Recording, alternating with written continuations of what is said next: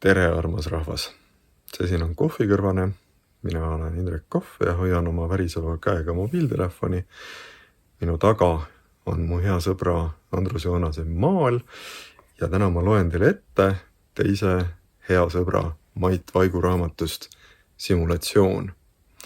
See on Maidu uus jutukogu, mis on väga hea, nii nagu Maidu raamatud ikka kipuvad olema.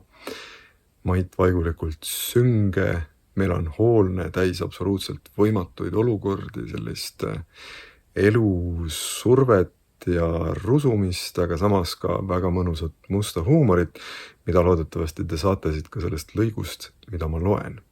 Tore, et tulite ja läheme siis asja kallale. Ja ma loen teile siit simulatsioonist ette ühe loo lõpu. See lugu räägib inimesest, kes on sattunud kuhugi vastuvõtule ja välja umbes nii nagu presidendi vastuvõtt ja ilmselgelt ei tunne ta ennast seal väga koduselt, sest see seltskond ja see keskkond ei ole tema selline harjumuspärane keskkond. Loo nimi muide ongi, või loo pealkiri muide ongi Kutse. Ja kuidas see siis lõpeb? Läksin taas lava poole. Keegi pidi seda kuradi heli ju ometigi keerama. Keegi, kellega on vähemalt mõnel festivalil kohtutud, kui mitte päris sõber. Väike trepike viis üles ja ronisin piiluma. Ikka tühjus. Ainult helendavad puldid ja võimendid. Ja mõtlesin, et siin on küll hea võtta, sest kuradi šampanja ei päästnud. Istusin siis trepile, kenasti lavakonstruktsiooni, vihmakile ja aparatuuri varju, nagistasin lapikul korgi maha ja panin puraka. Lasin juti korralikult alla, pudel põue tagasi ja lonkisin üle muruplatsi taas rahva sekka. Kahetsedes, et ma loll siia üldse olin roninud. Kui korraga seisis mu ees turvamees.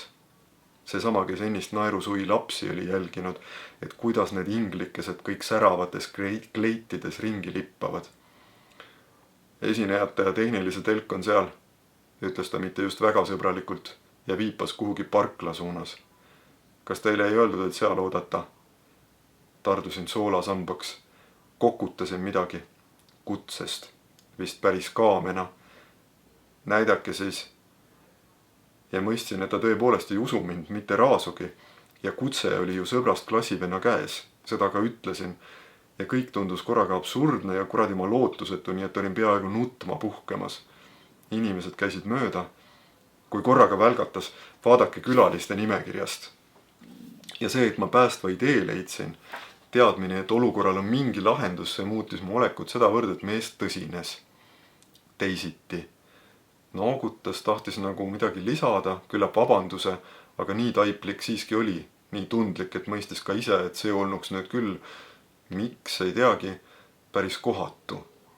Keeras ennast siis minekule, pilk kauguses, nagu seda eelnevat ei oleks kunagi olnudki.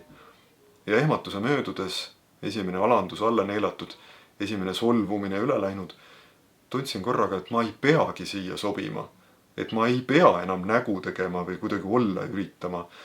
Mu mask oli läbi nähtud, ma olin paljastatud ja enam polnud seal tähtsust.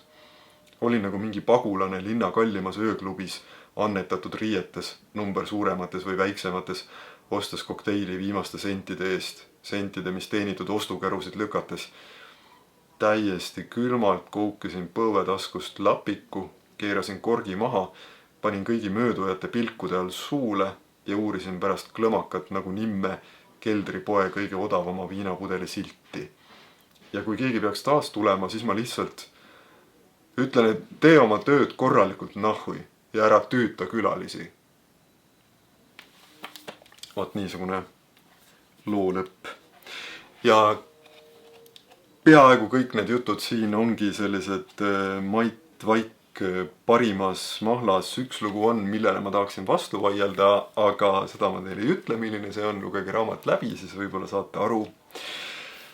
Igal juhul lugeda tasub raudselt, sest Mait kirjutab ikka väga-väga hästi. Nõndaks, aitäh, et läbi astusite ja tulge teinekord jälle. Siin ma soovitan veelgi häid raamatuid. Kohtumiseni!